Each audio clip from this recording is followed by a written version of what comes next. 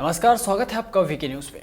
देश में चुनाव का माहौल है, हो भी क्यों ना 4 राज्य और एक केंद्र शासित प्रदेश में चुनाव जो है। ऐसे में तमाम पार्टियां जनता को लुभाने में लग चुकी है। वादे पर वादे हो रहे हैं, भाषणबाजियां हो रही हैं, तरह तरह के कैंपेन चलाए जा रहे हैं। नदियों में तो डुबकी लगाते ही थे, इस बार तो समुद्र में भी गोते लगाए जा रहे हैं। नेता फुल ऑन मूड में आ चुके हैं। फिर चाहे राहुल गांधी हो, प्रियंका गांधी हो या फिर प्रधानमंत्री नरेंद्र मोदी हो, सब अपनी अपनी रणनीतियां तैयार करने में लगे हुए हैं।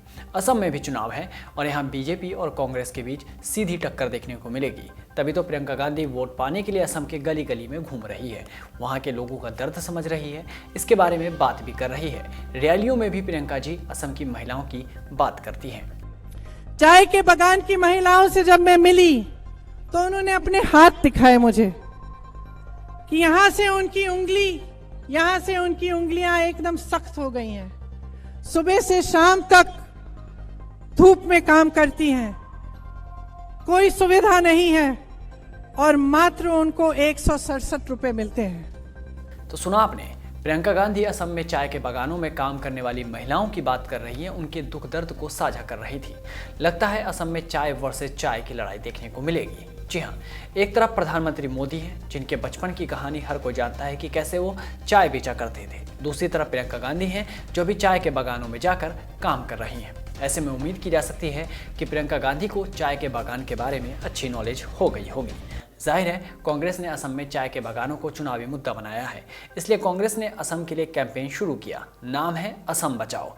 इसके लिए बाकायदा एक आधिकारिक फेसबुक पेज और कैंपेन का विज्ञापन भी बनाया गया।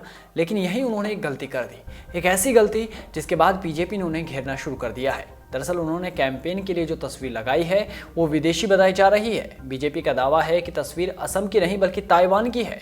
असम सरकार में मंत्री हिमंत बिस्वा शर्मा ने इस बारे में ट्वीट करके जानकारी दी। उन्होंने कांग्रेस के विज्ञापन की तस्वीरों का स्क्रीनशॉट शेयर कर ट्विटर पर लगाया। उन्होंने इन तस्वीरों को ट्वीट करने के साथ लिखा, कांग्रेस के आधिकारिक कैंपेन पेज में टी गार्डन की जो तस्वीर प्रयोग की गई है वो ताइवान की है। कहते हैं असम बचाओ। हेमंत ने आगे लिखा, कांग्रेस के नेता क्या असम को पहचान नहीं सकते? यह असम और हमारे राज्य में चाय के बागानों में काम करने वालों का अपमान है। इसके लिए आगे उन्होंने #कांग्रेस इंसल्ट्स असम लिखा। कुछ ही देर में ट्वीट वायरल भी हो गया और कांग्रेस ट्रोलर्स के निशाने पर आ गई। लोग कांग्रेस से अब सवाल पूछ रही है। सवाल इसलिए भी पूछे जा रहे हैं क्योंकि कांग्रेस के महासचिव प्रियंका गांधी भी 2 दिनों के दौरे पर असम गई थी। उन्होंने बीते मंगलवार को यहाँ चाय के बागानों में चाय की पत्तियां भी तोड़ी थी। रैली में उनकी बातें भी की, असम के लिए 5 वादे भी किए। वो बात अलग है कि 5 वादे उन्हें खुद को याद नहीं थे। सबसे पहले जब हमारी सरकार बनेगी तो ये कानून लागू होगा जिसके तहत यहाँ पे का लागू नहीं हो पाएगा। ये सबसे पहली है। दूसरा कि बिजली के 200 यूनिट आपको मुफ्त में मिलेंगे हर महीने। इसका मतलब है कि 1400 रुपए आपके बच जाएंगे बिजली के बिल से हर महीने।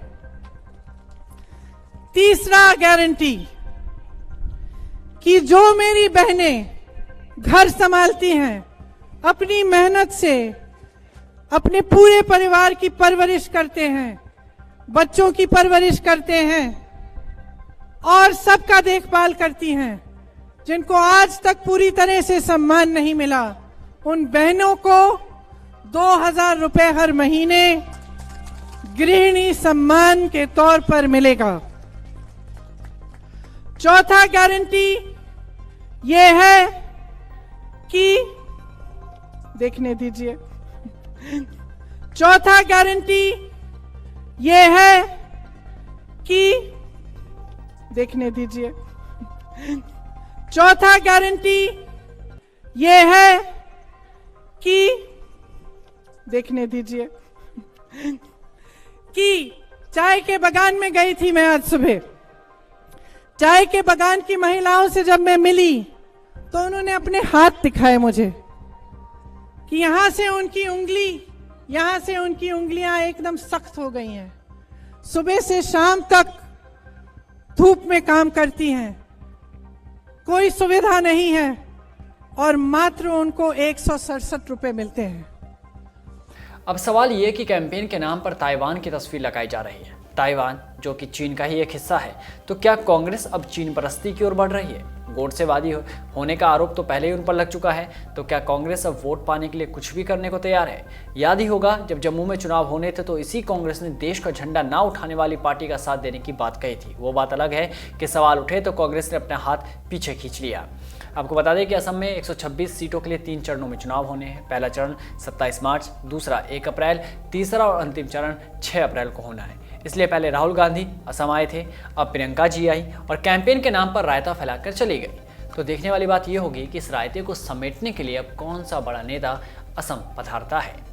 इस रिपोर्ट में बस इतना ही। देश और दुनिया की तमाम बड़ी खबरों से जुड़े रहने के लिए बने रहिए वीके न्यूज़ के साथ। नमस्कार।